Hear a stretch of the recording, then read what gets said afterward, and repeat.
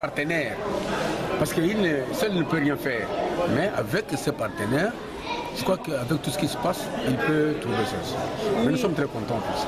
Oui, l'ONG. La qualité est totale, ça je dois le dire. C'est pas total, mais elle est vraiment partiellement augmentée. Pourquoi? Parce que vous avez vu l'école, vous avez vu comment l'école est assainie, vous avez vu comment la propriété se trouve. Donc je ne crois pas que les enfants qui ont ces biens ici puissent les casser. Ça c'est vrai, je dois vous dire la vérité, que Kingaboua, l'école EP1 Kingaboua comme institut Kingaboua se trouve dans un milieu où les jeunes gens, les gens de la cité, tout ça font n'importe quoi. Alors, mais nous faisons un effort pour protéger ça. Vous allez voir quand on érige un mur pour que les enfants de l'extérieur n'entrent pas. Ils viennent, ils détruisent, mais on fait un effort pour que cela ne puisse pas faire.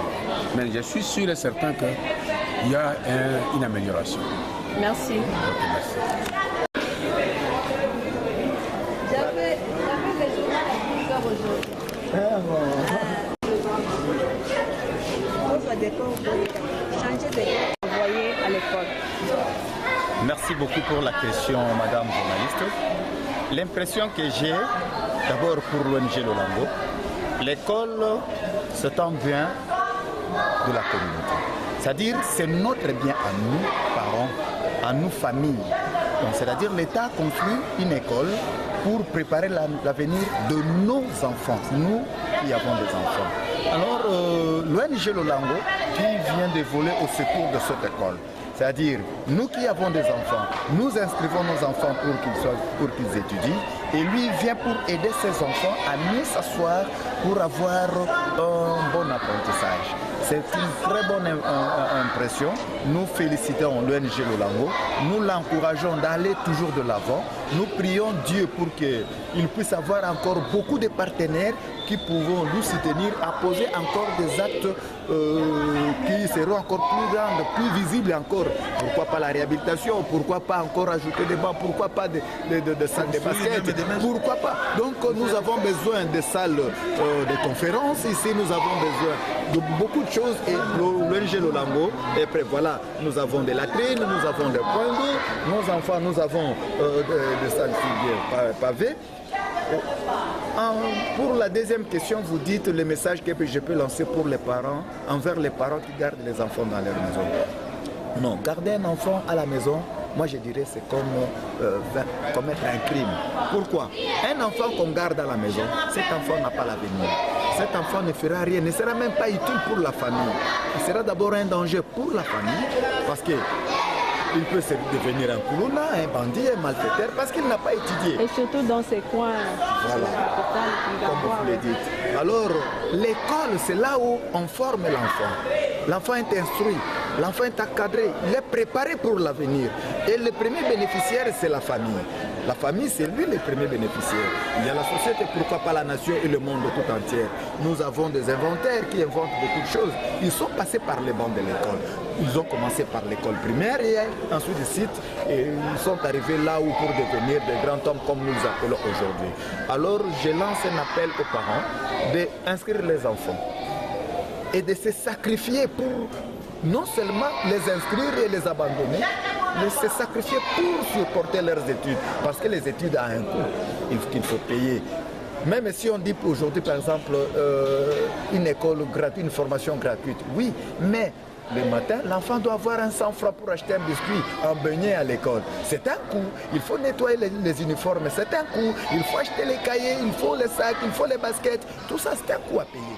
Donc les parents doivent se sacrifier. Inscrire l'enfant, c'est préparer son avenir. Inscrire l'enfant, c'est préparer l'avenir de la famille, c'est de préparer toute la société et pourquoi pas toute la nation.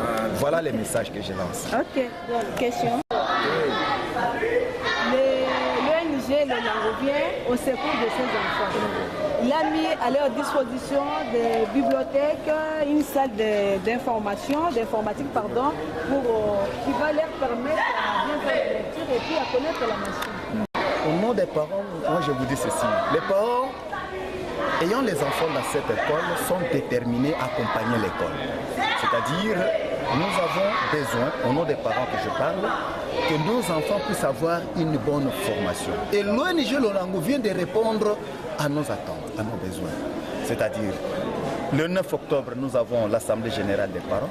Nous allons continuer à sensibiliser, ce qui est le rôle du comité des parents, à sensibiliser les parents, à leur donner l'information qu'écoutez, nous avons l'ONG Lolango qui vient d'ouvrir encore une salle moderne en informatique. Il y a des bibliothèques que nous pouvons, nous parents, envoyer nos enfants, avoir la volonté, nous parents, d'envoyer nos enfants dans ce centre pour avoir cette formation.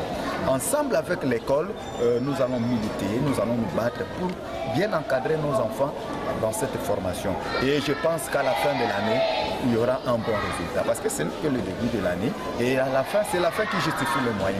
Donc nous sommes sûrs et certains que nous, comme l'ONG Lolango vient de voler à notre secours, il ne sera pas déçu. Merci beaucoup.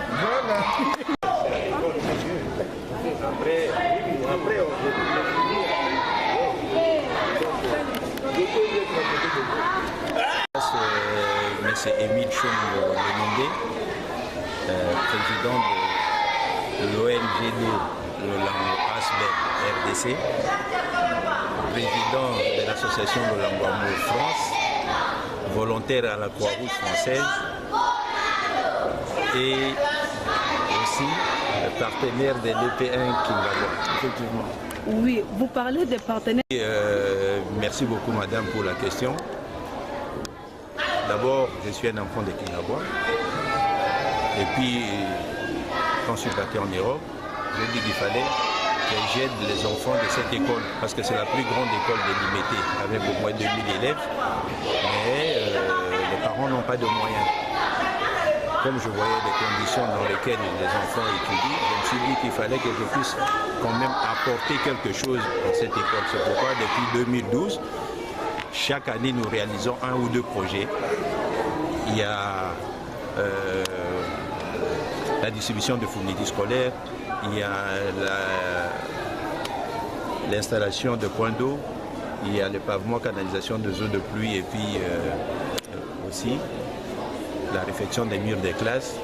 Aujourd'hui, nous sommes là pour remettre une centaine de bancs aux élèves parce que quand je venais ici, je trouvais les enfants qui écrivaient par terre ou bien qui étaient dans les bancs qui n'étaient pas appropriés, c'est-à-dire que les petits-enfants de 6 ans, 7 ans, mais qui ne pouvaient pas écrire sur de grands bancs et puis qui étaient obligés de se mettre debout. Alors je me suis dit qu'il fallait que je puisse faire quelque chose et avec mes partenaires, entre autres la Poste de France Paris-Brune, que je remercie beaucoup, la Croix-Rouge française aussi, Madame Tania, et la Croix-Rouge de la RDC, et puis tous nos partenaires. Vraiment, nous avons fait, comme les partenaires me connaissent bien que je suis un homme correct, sérieux, mais depuis que je viens, je réalise des projets. Alors aujourd'hui, je suis content d'avoir remis ces bons pupitres à ces enfants. Parce que quand nous sommes entrés, vous avez vu vous-même que les enfants assis sur ces bancs, c'est vraiment, on mettait chaud au cœur. Et nous allons toujours continuer parce que la jeunesse, c'est la vie de demain. Si nous, on ne soutient pas cette jeunesse, on va toujours dire Kingabois, c'est un quartier des bandits, des délinquants, mais si nous nous soutenons cette jeunesse, comme moi je suis en train de faire pour chercher à changer un peu l'image qu'on s'est fait de Kingabois, c'est-à-dire que dans cette école, il y a des élites qui vont sortir. Il y a des gens, des PDG, il y aura des ministres qui vont sortir et qui diront que nous sommes passés par les P1 Kingabois. C'est que ça fera ma joie et puis la joie aussi de toute la société. Oui, merci Président. Vos contributeurs, vous êtes là dans votre émission, vous accompagnez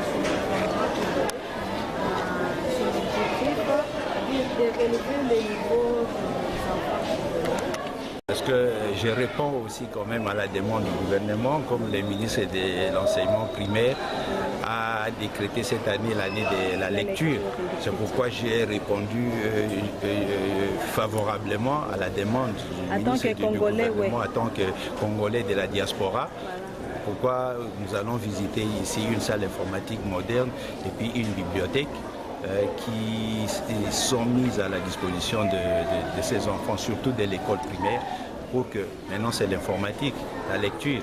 Il y a les enfants, les enseignants, les enfants qui doivent aller lire et puis connaître aussi ce qui se passe aussi ailleurs, parce que maintenant c'est la formation perpétuelle. Alors, et puis la formation en informatique, c'est très important. Parce que moi-même, j'avais vu quand j'étais venu ici, il y avait les enfants qui connaissaient déjà, qui palpaient la souris, l'écran, tout ça, ça me faisait du bien. Et quand ces enfants pourront quand même connaître bien l'informatique, ça fera aussi notre joie. Et que la RDC, qui sera d'ici quelques années un pays émergent, d'ici 2030, va compter aussi avec les enfants des Kingabois. Oui, dernière question. La stratégie, c'est vraiment, je remercie beaucoup les partenaires, c'est-à-dire les directeurs, les présidents du comité des parents. Ce sont les gens qui travaillent avec moi depuis plus de 4 ans. Et on travaille très bien et puis en collaboration. Et que d'ici, il y a d'autres projets que nous allons réaliser quand nous serons peut-être financés par les autres. C'est que vraiment nous voulons transformer cette école. Nous voulons quand même qu'il y ait l'élite, parce que c'est la plus grande école, mais c'est l'école qui est la plus défavorisée.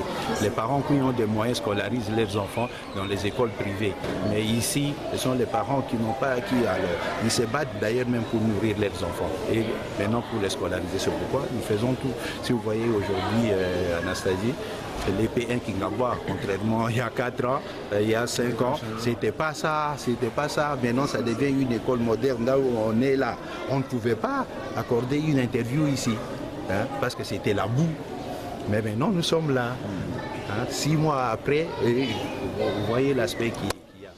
Vraiment que Dieu bénisse les P1 Kingabois, et puis qu'il nous donne encore de moyens, tous nos partenaires. Merci beaucoup pour tout ce que vous faites et que prochainement, avec l'aide de Dieu, nous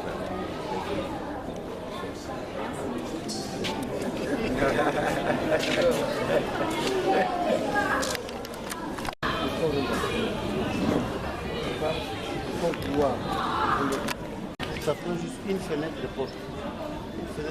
Derrière le claustrat. Mais là-bas, il n'y aura quand même pas de claustrat, mais vous allez mettre les portes.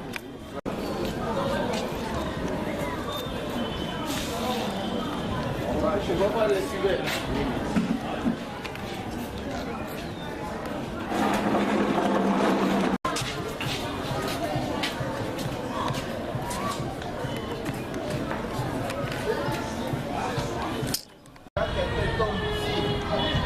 Soit en difficulté pour remonter.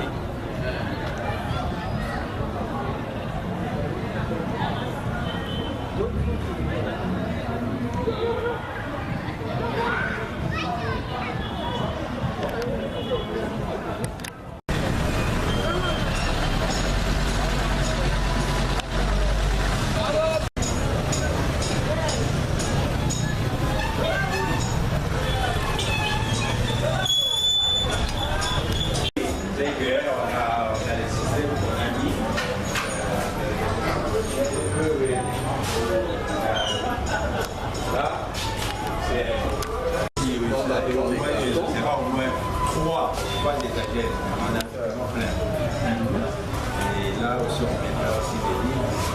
Il y en a plein, mais là,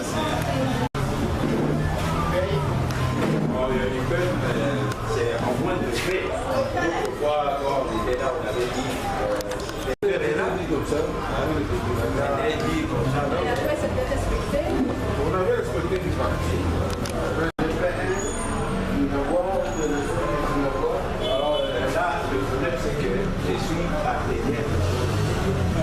Si moi, j'aurais maintenant après, on va étudier les modalités. Ici, dans la communauté, dans le coin. Ça, c'est...